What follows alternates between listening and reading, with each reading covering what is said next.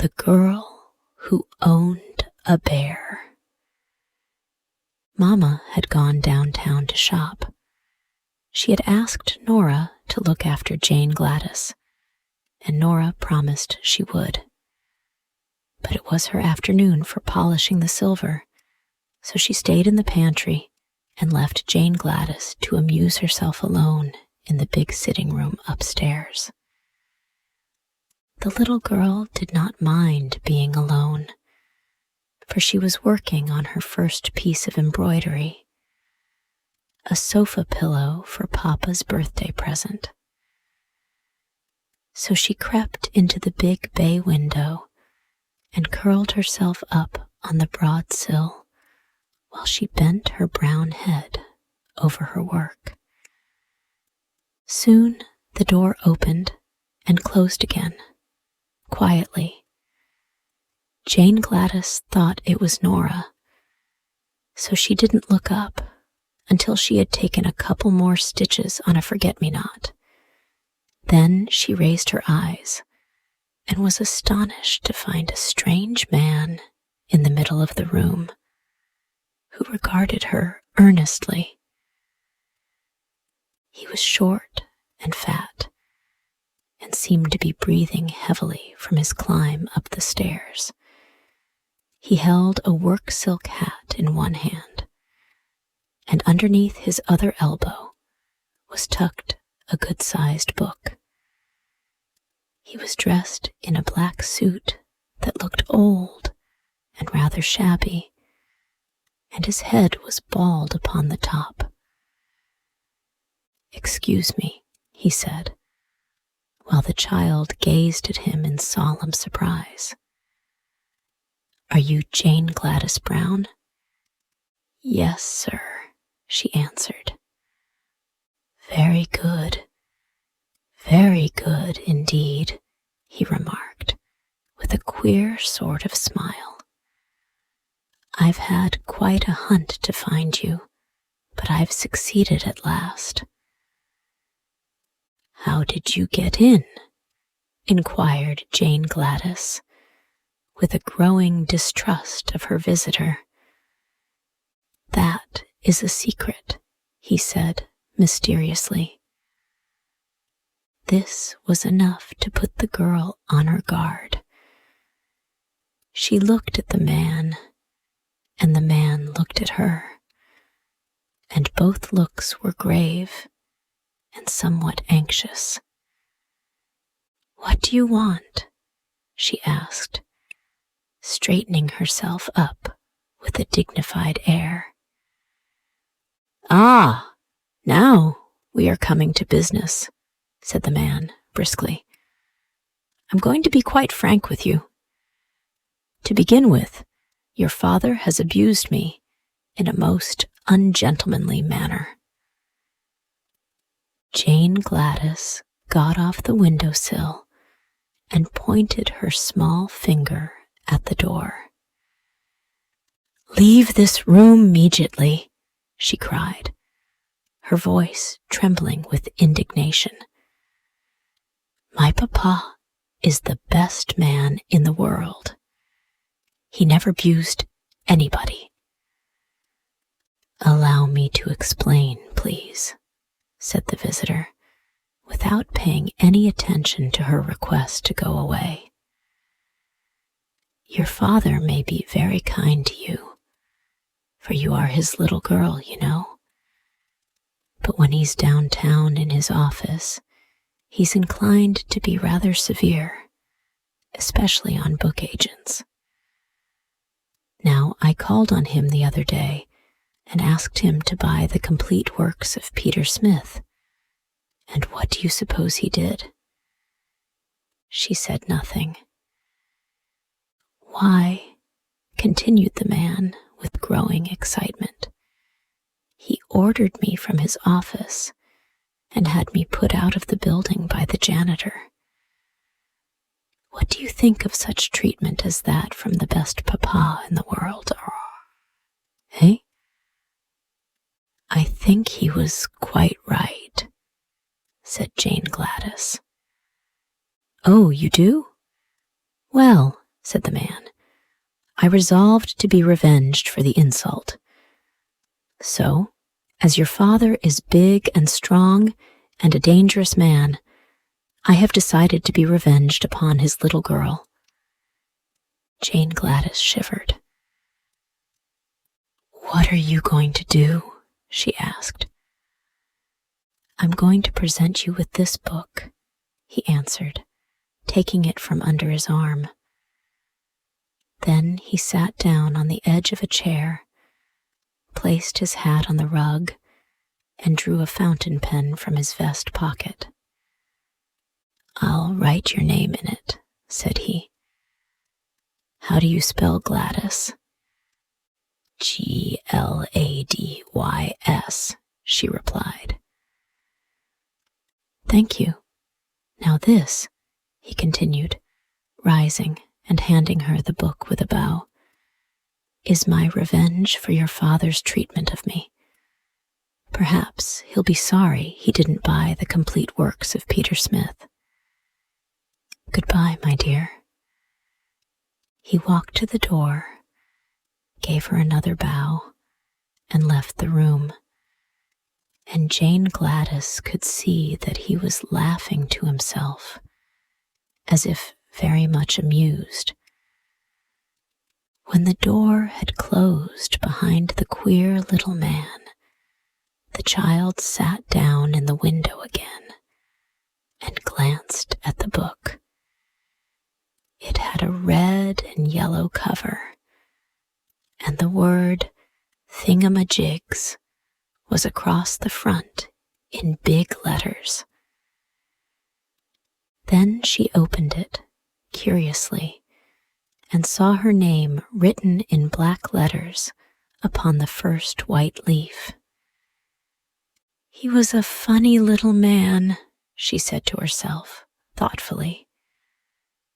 She turned the next leaf and saw a big picture of a clown dressed in green and red and yellow, and having a very white face with 3-cornered spots of red on each cheek and over the eyes. While she looked at this, the book trembled in her hands. The leaf crackled and creaked, and suddenly the clown jumped out of it and stood upon the floor beside her, becoming instantly as big as any ordinary clown. After stretching his arms and legs and yawning in a rather impolite manner, he gave a silly chuckle and said, "This is better. You don't know how cramped one gets, standing so long upon a page of flat paper." Perhaps you can imagine how startled Jane Gladys was, and how she stared at the clown who had just leaped out of the book. "You didn't expect anything of this sort, did you?" he asked, leering at her in clown fashion. Then he turned around to take a look at the room, and Jane Gladys laughed in spite of her astonishment. "What amuses you?" demanded the clown. "Why, the back of you is all white," cried the girl. "You're only a clown in front of you." "Quite likely," he returned in an annoyed tone. "The artist made a front view of me. He wasn't expected to make the back of me, for that was against the page of the book. But it makes you look so funny," said Jane Gladys, laughing until her eyes were moist with tears. The clown looked sulky and sat down upon a chair so she couldn't see his back. "I'm not the only thing in the book," he remarked crossly.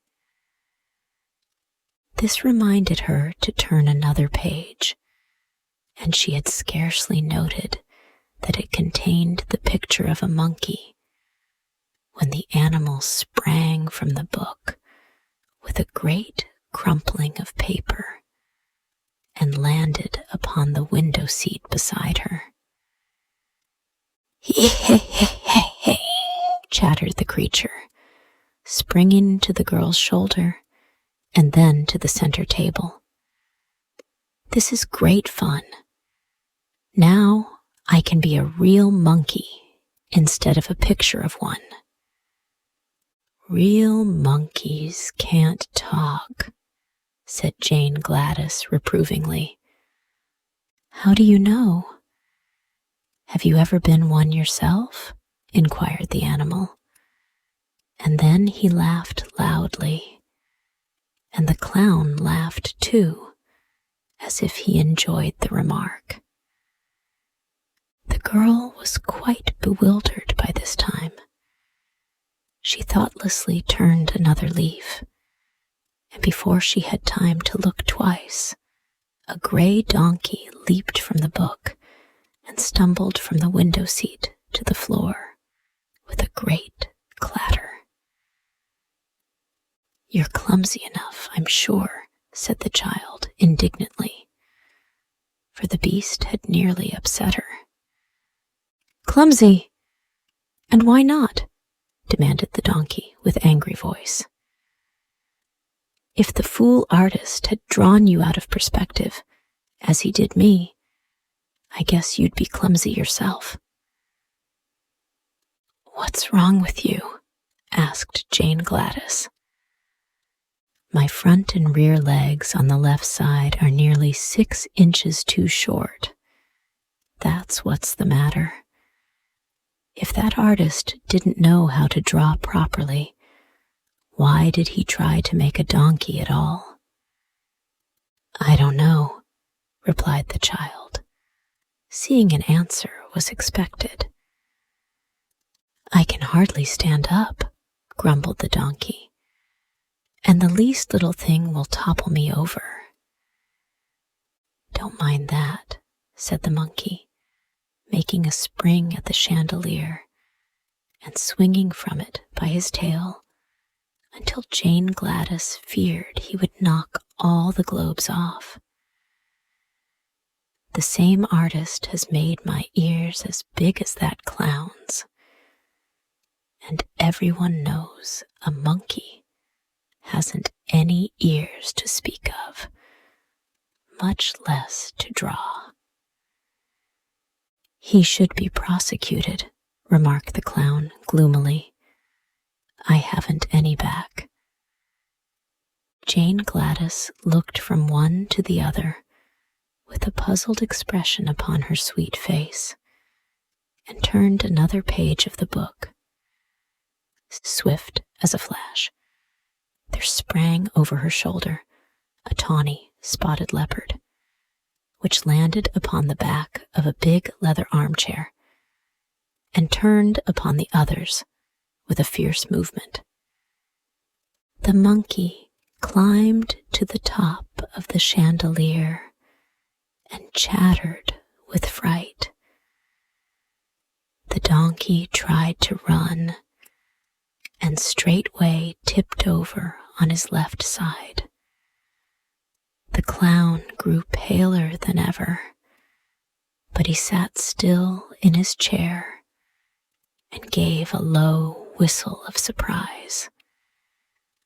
The leopard crouched upon the back of the chair, lashed his tail from side to side, and glared at all of them by turns, including Jane Gladys. "Which of us are you going to attack first?" asked the donkey, trying hard to get upon his feet again. "I can't attack any of you," snarled the leopard. "The artist made my mouth shut, so I haven't any teeth, and he forgot to make my claws. But I'm a frightful-looking creature, nevertheless. Am I not?"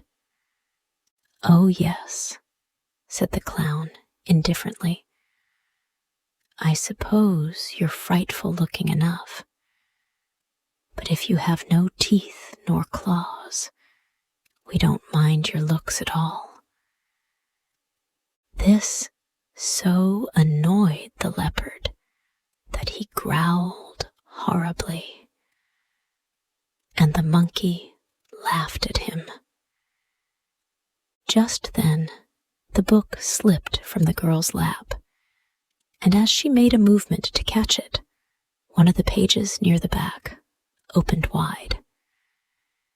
She caught a glimpse of a fierce grizzly bear looking at her from the page, and quickly threw the book from her.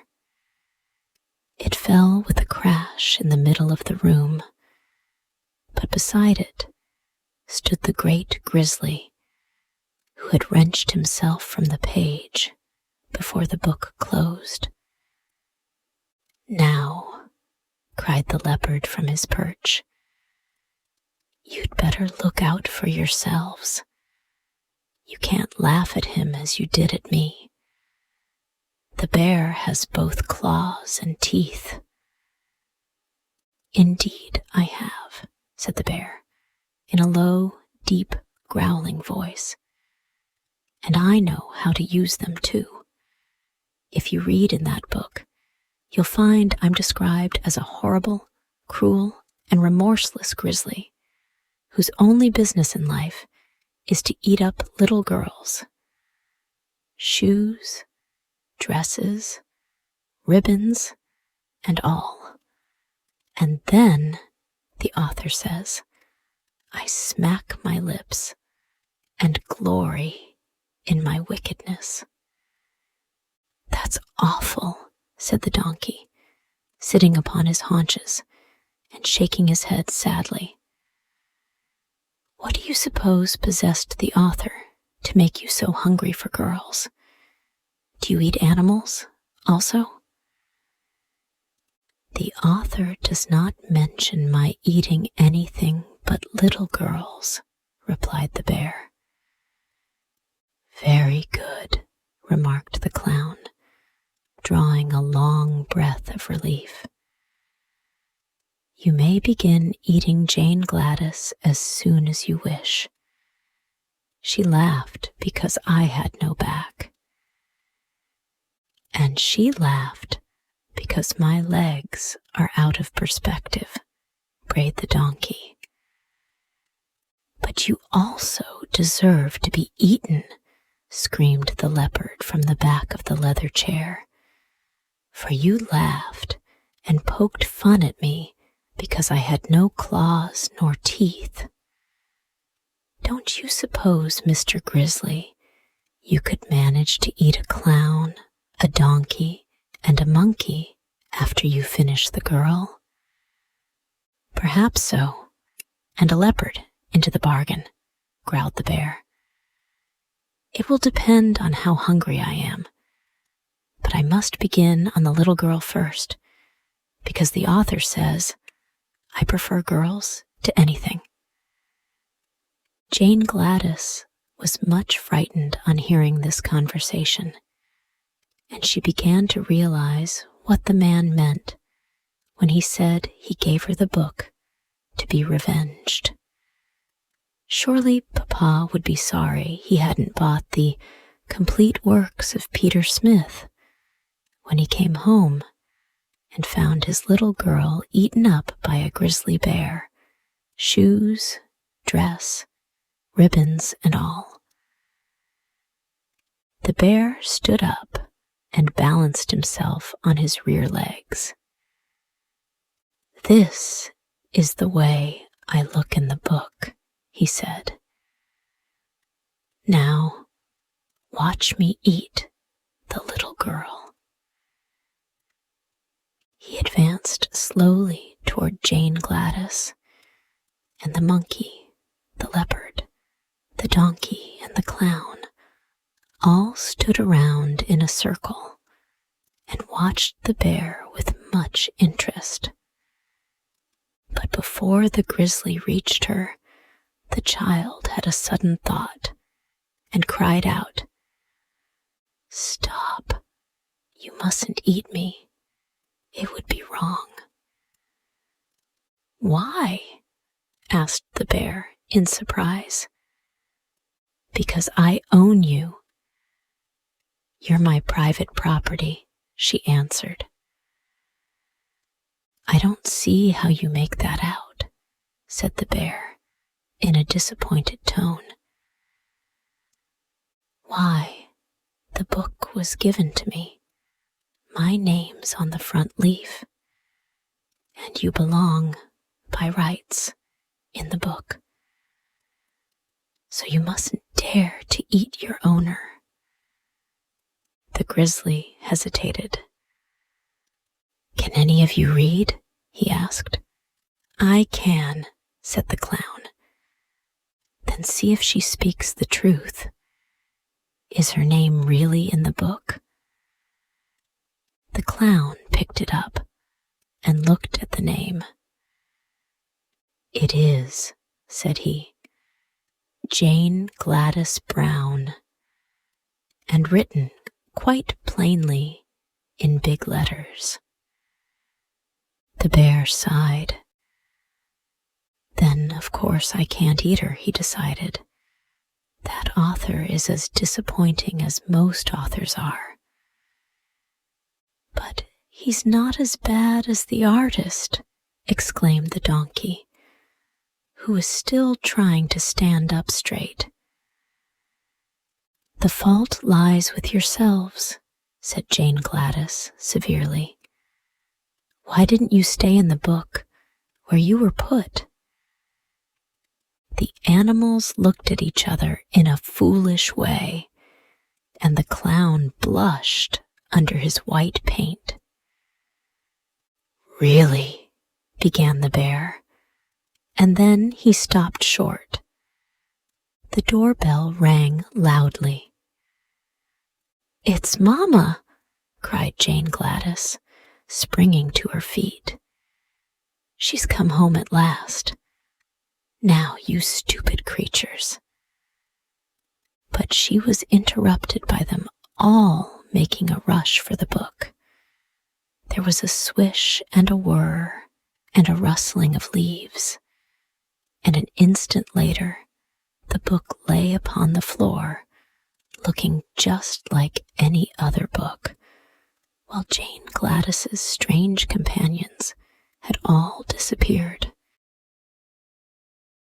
And now this story ends. Hey, thank you so much for listening to the whole story. If you liked this story and want to thank me for creating this story, then you can buy me a cup of tasty coffee. Just join our YouTube channel and be an official member of our family to support us for making even more interesting story videos for you every day. You know, it takes a lot of effort, research, and money to find and buy premium contents, and to writing, creating, editing, organizing, and publishing every single video, which could melt your hearts or could be one of the most interesting stories of all time. So, hit the like button to save this video. And most importantly, subscribe to our YouTube channel to learn English by watching super interesting English stories every day. Thank you.